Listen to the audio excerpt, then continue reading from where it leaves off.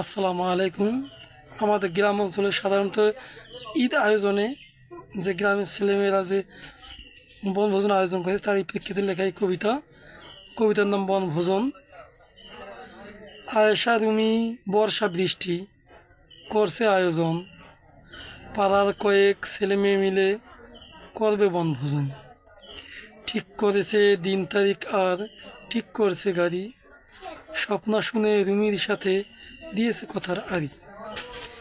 আয়সা রেগে বর্ষাকে ডেকে বলছে কানে কানে, স্বপ্ন গেলে আমি আর যাব না সেখানে।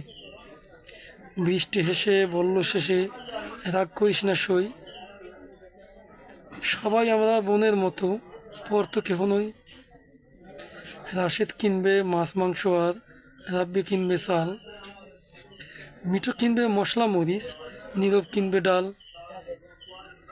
রান্না করবে মারুফা আর জল আনবে তুলি, জুয়ের হাতে লাকড়ির সাথে ধোয়া খাবে জুলি। রান্না করবে পোলাও আর সাদা ভাত ফিরনি, তারা সবাই বসবে খেতে, রুমি হবে গিন্নি। আসসালামু আলাইকুম।